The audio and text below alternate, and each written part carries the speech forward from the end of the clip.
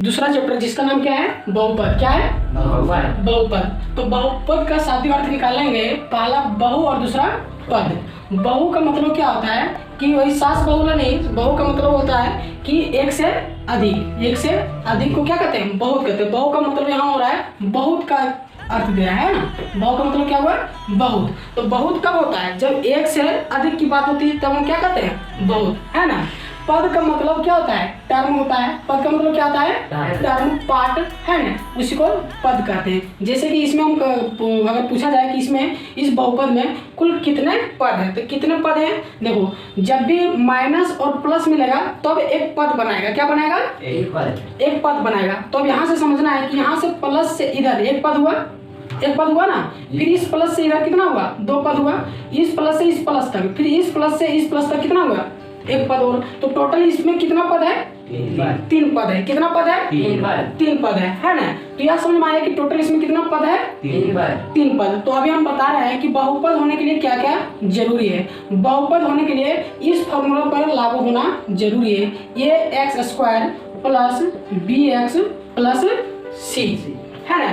या तो घटते क्रम में लिखा होना चाहिए या तो फिर बढ़ते क्रम में लिखा होना चाहिए। या तो आप इधर से लिखिए या तो फिर इधर से लिखिए, दोनों साइड से में से एक साइड से लिखा होना चाहिए, अन्य की अरेंजमेंट होना चाहिए। तो इसमें अब देखा जाए तो इसमें दो चीज आ रहा है, ये आ रहा है ए और एक आ रहा है एक्स, ये बी एक्स सी, है ना, बात समझ में आ रहा है। तो इसमें देखा जाए तो देखो अभी हम बताने जा रहे हैं अचर। क्या है, अचर, और एक है चर। एक होता है अचर, एक है चर। अचर क्या होता है, ये बी सी से इसको डिनोट करते हैं, है ना, ये भी सी से इसको दर्शाते हैं। अचर को किससे दर्शाते हैं, एक्स वाई जेड से दर्शाते हैं। अचर क्या है, अचर क्या है, बदलता है क्या, अचर का मान नहीं बदलता है, मान नहीं बदलता है। क्या नहीं बदलता है, मान नहीं बदलता है ना। और इसका मान क्या होता है, मान बदलता है, मान बदलता है। कहने मतलब अगर तुम्हारे लाइफ में दो दोस्त है तो एक दोस्त ऐसा होगा कि जो है सो कभी नहीं बदलता है, कभी नहीं बदलता है। एक ऐसा दोस्त होगा कि बदलते रहता है। जैसे कि अगर आज तुम ओकर चॉकलेट खिलाया तब तो पूरा गुंगाएगा, कल चॉकलेट नहीं खिलाया कोई दूसरे को खिला दिए तब कल ओकर पक्षपाती बन जाएगा। बात समझ में आया, है ना। तो देखो कोई भी नेता का ना दो बॉन्ड होता है, एक होता है अचर, एक होता है चर, है ना। तो नेता का क्या होता है, चर एक और अचर। अचर क्या होता है कि वो बदलता है क्या, नहीं, दुख में भी तोरे साथ रहेगा, सुख में भी तोरे साथ रहेगा, है ना। लेकिन चर जो रहता है सो बहुत होशियार रहता है। ये क्या करता है, दिन प्रतिदिन बदलते रहता है। क्या करते रहता है, बदलते रहता है ना। तो इस पे ध्यान देना है। तो कहने का मतलब है कि कुल मिला के कहा जाए तो जो संख्या होता है ना, क्या होता है, जो संख्या होता है, तो संख्या कभी बदलता है क्या, नहीं। अगर हम संख्या यहाँ देखें तीन है, तो ये तीन अचर हो गया। ये तीन जो है, तीन, चार और पांच, ये तीनों क्या है, अचर है। क्या है, अचर। और यहाँ एक्स स्क्वायर और एक्स, ये दोनों क्या है, चर है। क्या है, चर। क्योंकि एक्स का मान बदलेगा, एक्स का मान बदलेगा कि नहीं बदलेगा। लेकिन ऐश्वर्या राय के लिए तीन है तो शाहरुख खान के लिए भी क्या रहेगा, तीन है ना। अगर सलमान खान के लिए 4 नंबर है तो दूसरे के लिए भी क्या होगा, 4 नंबर। जितना वैल्यूएबल जितना जिसके लिए उतना ही है। अगर हम यहाँ देखें कि 3 नंबर है, यहाँ 3, तो अगर ऑस्ट्रेलिया में देखेंगे तो क्या रहेगा, ये 3 रहेगा। लेकिन बात यहाँ एक्स और वाई का है, एक्स वाई जो चर होता है सब बदलते रहता है। क्या करते रहता है, बदलते रहता है। जैसे कि एक क्वेश्चन हम लेते हैं सॉल्व करने के लिए। जैसे कि हम मानते हैं कि एक्स का मान निकालते हैं, किसका मान निकालते हैं, एक्स का मान निकालते हैं। जैसे कि इक्वेशन लेते हैं 4x + 2 = 0। अब हम यहाँ किसका मान निकाल रहे हैं, एक्स का मान निकाल रहे हैं, है ना। एक्स का मान निकालने के लिए क्या करना पड़ेगा, 4x इधर करते हैं, उधर क्या कर देंगे 2, है ना, माइनस में आ जाएगा, है ना। यहाँ x लिखेंगे कितना हो जाएगा, -2/4। इसको कट करेंगे तो -1/2 आएगा, आएगा कि नहीं आएगा। तो अगर कुल देखा जाए तो x का मान कितना निकल गया, -1/2 निकल गया कि नहीं निकल गया। अभी फिर दूसरा इक्वेशन हम लेते हैं। जैसे कि 6x + 3 = 0। और यहाँ भी मान किसका निकालना है, हमको x का मान निकालना है। तो x का मान निकालने के लिए क्या करेंगे, 6x, है ना, 3 उधर जाएगा, माइनस में जाएगा ना, और यहाँ क्या करेंगे, x लिखेंगे, कितना हो जाएगा, सॉरी थोड़ा मिस्टेक लिया गया, 8x लेते हैं और -2 लेते हैं, ठीक है। 2 लेते हैं, इस तरह है, ठीक है। अब इसको इस तरह लिख सकते हैं, 8x बराबर 2, इस तरह लिखेंगे। x का मान निकालना है, तो क्या करेंगे, 2/8 काटेंगे, कितना हो जाएगा, 2 का 2, 4 दूना 8, इसका वैल्यू कितना आ गया, 1/4।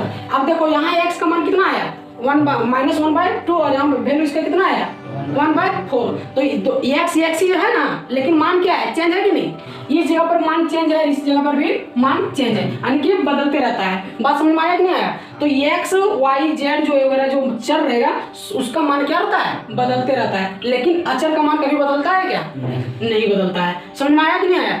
एक बात और, बहुपद का फॉर्मूला इस तरह का होता है कि ये x² + bx + c, तो यहाँ दर्शाना चाह रहा है कि ये b c क्या है, अचर है, क्या है, अचर, जो कि बदलने वाला नहीं है। बात समझ में आया कि नहीं आया। बहुपद होने के लिए सबसे पहले वह बहुपद यानी कि 2 से अधिक पद होना चाहिए, 1 से अधिक पद होना चाहिए। बहुपद कब होगा, जब उस समीकरण में क्या है, 1 पद से अधिक होगा, तभी वह क्या कहलाएगा, बहुपद कहलाएगा। क्या कहलाएगा, बहुपद कहलाएगा। तो 1 से अधिक पद होना चाहिए। दूसरी बात है कि उसमें चर भी होना चाहिए और अचर भी होना चाहिए। अगर अचर नहीं है तो चर होना चाहिए। बिना चर का बहुपद हो सकता है क्या, नहीं हो सकता है, ठीक है। तो चर होना चाहिए। अचर गुणक के लिए हम 1 ले सकते हैं। बात समझ में आया या नहीं आया। अब देखिए यहाँ जो स्क्वायर है, ax², अगर इस तरह के देखा जाए तो हम इक्वेशन लिखते हैं 4x³ तो स्क्वायर लेते हैं 6x + 2। बात समझ में आया। तो यहाँ जो पावर है, यहाँ जो पावर है, सो पावर कभी माइनस में नहीं होना चाहिए। अगर वह माइनस में है तो वह बहुपद कहलाएगा क्या, नहीं कहलाएगा, वह बहुपद नहीं कहलाएगा। बात समझ में आया कि नहीं आया, है ना। यह पावर जो है सो माइनस में होना नहीं चाहिए, जब भी होगा धनात्मक में होगा, यानी कि पॉजिटिव में होगा। समझ में आया या नहीं आया। तो यह था इंट्रोडक्शन। अब इसे अपने कॉपी में नोट कीजिए, आगे चलते हैं। इंट्रोडक्शन हम लोग पढ़ लिए, तो आगे पढ़ते हैं क्या है, पद के आधार पर बहुपद। क्या पढ़ेंगे, पद के आधार पर बहुपद। हाँ, पद के आधार पर बहुपद। तो पद के आधार पर बहुपद 3 प्रकार के होते हैं। कौन कौन होते हैं, पहला है एक पदी, दूसरा है द्विपद और तीसरा है त्रिपद, है ना। तो एक पदी जो है ना, सो हम लोग सिर्फ इसको अध्ययन करेंगे। क्या करेंगे, अध्ययन करेंगे। बाकी यह बहुपद कैटेगरी में आता है क्या, नहीं, क्योंकि हम पढ़े हैं बहुपद का मतलब क्या होता है, 1 से अधिक पद। क्या है, 1 से अधिक पद। और यहाँ पढ़ रहे हैं क्या है, एक पद, है ना। एक पदी मतलब एक पद। तो एक पद कभी बहुपद हो सकता है क्या, नहीं हो सकता है क्या, नहीं। तो एक पदी कभी बहुपद होता नहीं है। जब भी होगा द्विपदी होगा या फिर त्रिपदी होगा। बात समझ में आया या नहीं आया, आ गया ना। तो हम यहाँ जितना भी हम देख रहे हैं कि 2x 4 5x³ और -5y3 है ना, क्यूब जो है सो यह क्या है, एक पदी है। क्या है, एक पदी। और यह बहुपद है क्या, नहीं, यह बहुपद होता नहीं है, क्योंकि बहुपद होने के लिए क्या होता है, 1 से अधिक पद की आवश्यकता होती है। और हम पदन क्या कर रहे हैं, एक पदी। बात समझ में आया। दूसरा क्या है, द्विपदी। क्या है, द्विपद, है ना। द्विपद, इसको देखो, बहुपद को जब भी हम दर्शाते हैं तो px से दर्शाते हैं। किससे दर्शाते हैं, px से दर्शाते हैं, है ना। तो यह बहुपद है। तो क्या हो गया कि x² प्लस क्या है, -2l। आप कोई बोलेगा कि सर आप जो है बोले कि बहुपद होने के लिए एक ax² + bx + c का फॉर्मूला फाइंड होना चाहिए, बोले थे ना। लेकिन यहाँ जो आप बोल रहे हैं कि x² - 2 है, तो यह कैसे बहुपद हो सकता है, इसमें तो मैच ही नहीं करता है। तो हम बोलेंगे कि मैच करता है। अब कैसे मैच करता है, सो हम दर्शाते हैं। देखो यहाँ क्या है, मान लेते हैं कि यहाँ हम चर और अचर के बारे में पढ़ा चुके हैं ना, है ना। अचर क्या होता है, संख्या होता है। क्या होता है, संख्या। और चर क्या होता है, बीजीय होता है। क्या होता है, बीजीय। जैसे कि इसमें 1 2 3 वगैरह होता है, इसमें क्या होता है, x y z वगैरह होता है ना। तो अचर क्या होता है, अचर क्या होता है, बदलता है क्या?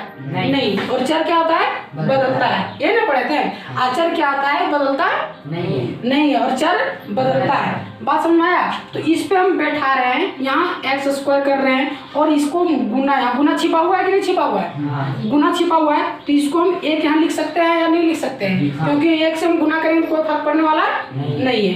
प्लस प्लस है। अब देखो यहाँ -2 है, तो यहाँ कोई आवश्यकता नहीं है। अब देखो b की जगह पर हम 0 ले सकते हैं या नहीं ले सकते हैं? ले सकते हैं, गुना दे सकते हैं और x दे सकते हैं, ठीक उसी प्रकार हम प्लस रहे या माइनस रहे, तो यहाँ चिन्ह क्या रहे, माइनस है, तो माइनस लेंगे और c की जगह पर हम 2 लेंगे। अब इससे हम एक रूप और बन गया, क्या बन गया, 1x² प्लस 0x -2। अब बताओ यह जो है सो इस रूप का है या नहीं है ना? तो ये इसी से ना निकाले, तो हम कह सकते हैं कि यह क्या है, बहुपद है।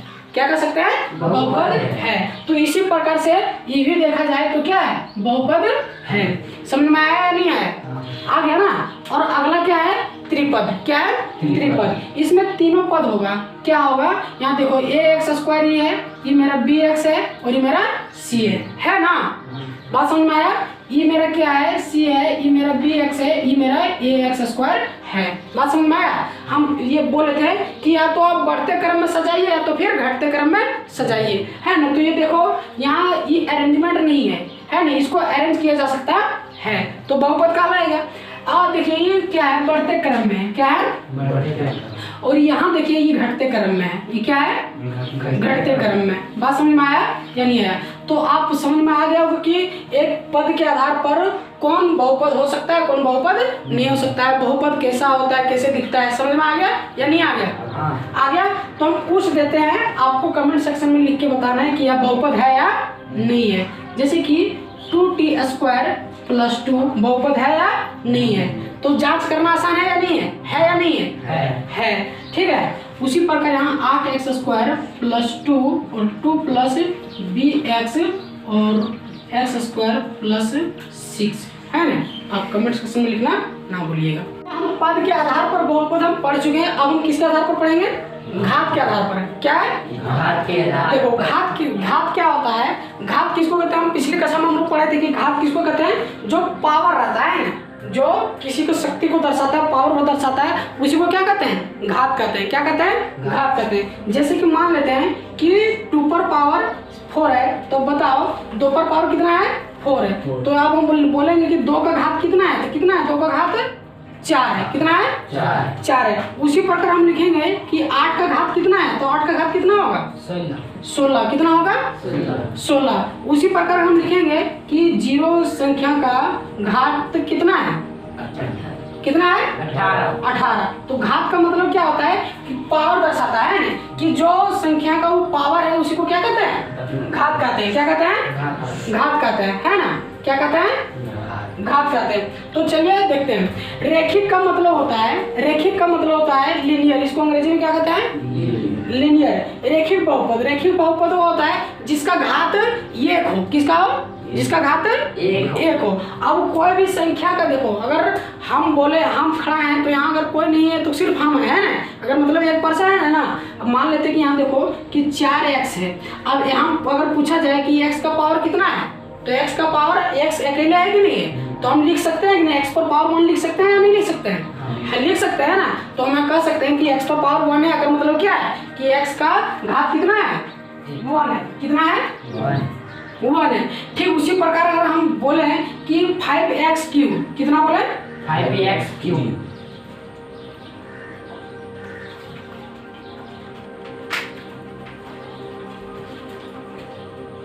फिर से अगर हम बोले कि 5x3, देखो इसमें 5x पर पावर q। अब हम बोले कि x का घात कितना है, तो x का घात कितना है, q है ना, यानी कि 3 है। कितना है, 3 है। बात समझ में आया? तो उसी का अब यहाँ देखिए रेखिक का मतलब क्या हुआ, एक भी घात नहीं, यानी कि कम से कम कितना होना चाहिए, 1 होना चाहिए। द्विघाती का मतलब होना चाहिए कि पावर इसका कितना होगा, 2 होगा। त्रिघाती का मतलब कितना होगा, पावर इसका 3 होगा। रेखिक का मतलब कितना होगा, 1, जो कि दिखता है क्या, नहीं दिखता है। बात समझ में आया या नहीं आया? आ गया। तो आगे चलते हैं। देखो रेखिक बहुपद का मतलब क्या होता है कि px मतलब देखो यहाँ 4x दर्शा रहा है, 4x प्लस 5 है ना। तो यहाँ x पर पावर कितना है, एक यहाँ दर्शा रहा है, दर्शा तक सकते हैं हम, तो यहाँ लीनियर हो गया। उसी प्रकार क्या है 2i है ना, पावर हम 1 लिख सकते हैं। तो यह क्या हो गया, बहुपद हो गया। यहाँ t। अब हम बताएं कि बीच जो क्या तो ABCD करके हम लिख सकता है। तो यहाँ देखो यहाँ t x और y z की जगह पर क्या है t, क्या है t। तो t की जगह पर कुछ भी और कुछ भी रह सकता है, कुछ भी